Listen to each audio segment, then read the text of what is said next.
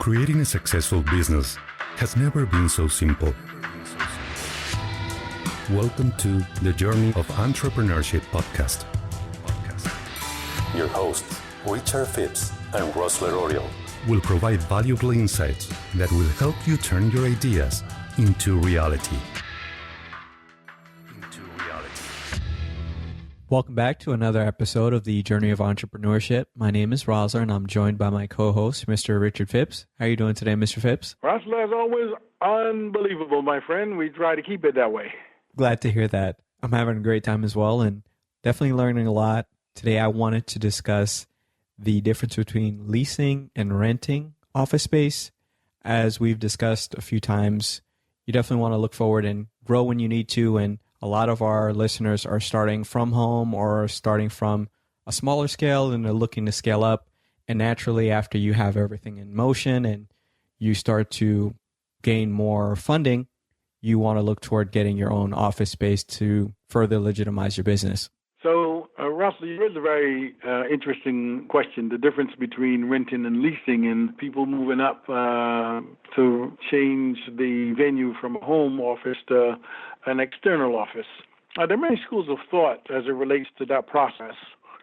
And incidentally, it becomes a personal choice. Most people are moving away from big offices and expensive offices and moving to home offices and meeting in, conference rooms set up for this purpose by companies like Intelligent Office and Regus, I should say. However, there are those who still feel the need to have an independent location, brick and mortar. Now, there are several options as it relates to acquiring this type of space. And you have to know your business and your needs, and it must be part of your business plan. The reason I say part of your business plan, because you have to look at the big picture and with some long-range planning.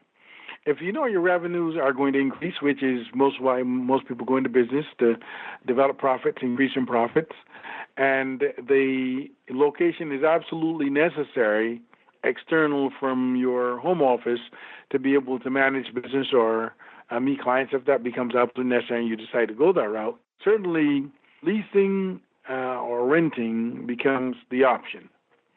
However, renting and leasing are similar but different. You rent month to month, you lease long term.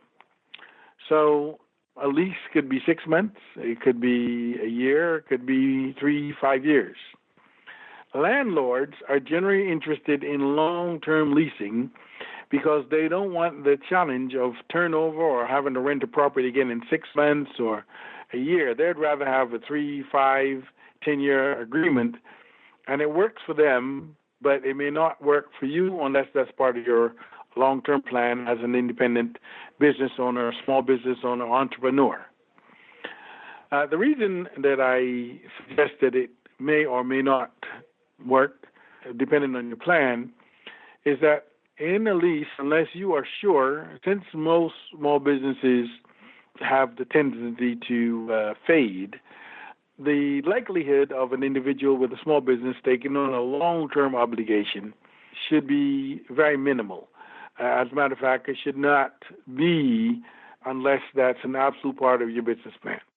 When you're starting out, you want to be able to, it's a transition from home to business office. You run into things that you didn't have at home. In a rental agreement, you still have your telephone services, your utilities. Generally speaking, the landlord does not pay those. You have common area maintenance charges, or CAM as they're called, all of which is new to you once you move out of your home office or decide, even if you don't move out of to have an external brick and mortar location. And it can be rather expensive if it's not planned for properly, because a lot of things become your responsibility. And in a rental agreement, you have the option, which is when I say rent month to month, if a landlord allows that, to be able to move if it becomes a painful experience financially. However, most landlords have, clauses for short-term rental agreements that make them a bit more expensive than the long-term arrangement.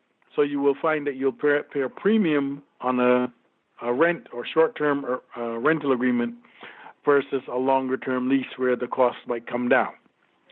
But the cost it comes down in such a way as to induce you to commit to a long-term agreement.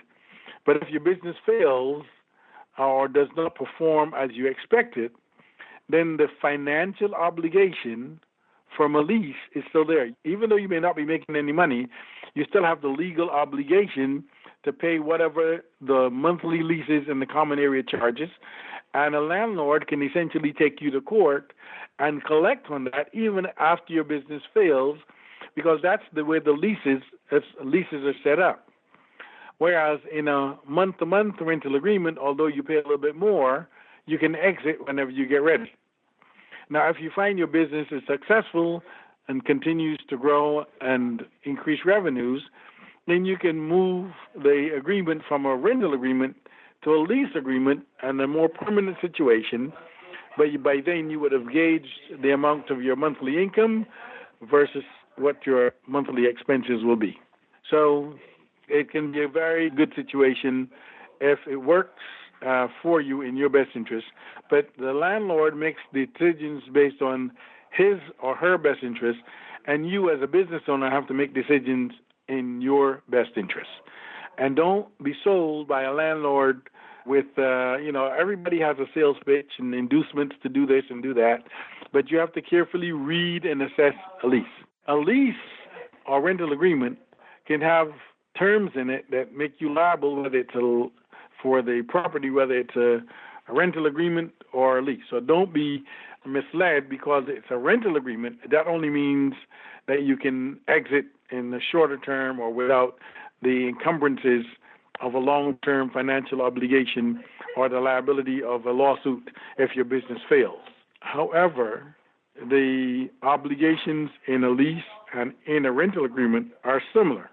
The things that you have to be aware of is what the landlord makes you responsible for. There is common area maintenance, which handles cleaning and snow removal and those types of things. However, a landlord may make you responsible in an agreement for stuff that belongs to them, but you would become the maintenance, responsible for the maintenance. So heating and air conditioning systems, the landlord can write into your lease that you're responsible, and if it breaks, you have a huge bill. So you want to be careful that that's not the case. These things are negotiable. Landlord may have in the agreement that you're responsible for the roof in case of defective maintenance. That's another major undertaking, and maybe in conjunction with heating and air conditioning systems that you'll become responsible for. So you want to be sure that if you are getting to an agreement, rental or lease, that you carefully consider the content of the lease, the terms and conditions of the lease, and be sure that you're comfortable with all of it. Don't be sold on anything. Don't be told by the landlord that that's your responsibility, because if you don't want it to be your responsibility, everything's negotiable. You can walk. There's another building awaiting your arrival and probably with better accommodations. So don't feel pressured or drawn into any specific lease or rental agreement if it's not the terms and conditions that you're looking for. I'll say something about leasing equipment or cars. People are inclined to lease cars, small business owners. Our lease is more convenient. It's a matter of choice. A lease, at the end of a lease, you have nothing, and there's nothing you can exchange or sell for it because you basically rented a piece of equipment or automobile from a person, a business for a period of time, and then you return it after the period. However, as a small business owner, I generally do not advise leasing.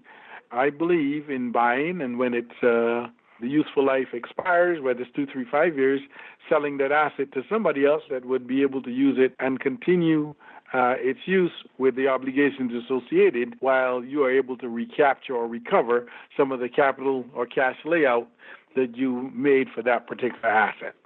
The other thing is when you lease, it's coming out of your pocket as a business owner. When corporations lease, where this stuff started, when major corporations lease, they're passing the cost of a lease onto their stockholders in expenses that reduce profits. when you as a small business owner lease, is coming out of the profits that you would have made from any business activity or venture, and it therefore reduces your net income, which is not something you want to have happen as a business owner. You would want to maximize your monthly net income by eliminating or minimizing the expenses associated with any rental or lease agreement. So the leases for equipment have specific terms and conditions that can also be very costly, as in the lease of property for business. However, the conditions on an automobile lease are a bit more restrictive and more firm than a landlord-tenant situation. So I would say if you're going to lease any vehicle, consult with an attorney first. If you're going to lease anything, a vehicle or a property, have an attorney review your documents to be sure you're not committing yourself to something way beyond your capacity, and that you minimize any risk or obligation long-term by using the attorney to review and modify those documents or negotiate with your landlord or your lessor, equipment or vehicle, for the best terms and conditions for you as a small business owner. Just remember, when you lease, you let resources out of your bottom line, out of your net profits. When you rent, you're doing the same, but with significantly less risk. And I believe that covers the lease rental piece for equipment and automobiles and property in a nutshell. And if individuals would like to get more detail, certainly consult their attorneys, or we would be happy to, respond to any questions that they have specifically, either directly or through our legal counsel would respond to something of that nature. Mm-hmm. Absolutely. We're definitely available to answer any questions by phone, 561-463-2691, or they can email me directly at rosler@thinkingoutloudinc.com. I also wanted to touch upon something that you briefly mentioned, that not every business is going to need office space, and some of the companies that you mentioned, Regis, and many others offer virtual office space, which will have a secretary that will answer your calls and will provide an actual address for you. So you don't necessarily need to rent or lease a physical space if it's not necessary for your business. For sure. So that's it in a nutshell. If any questions, we'll be happy to answer them, Rosler. It's always a pleasure. Look forward to our next podcast and continue to provide valuable information for your listeners. Thank you. Have a great evening. Thank you for joining us on the Journey of Entrepreneurship podcast. To stay in contact with your hosts and to access more content and resources, go to journeyofentrepreneurship.com. Together, we will make this journey the best ever.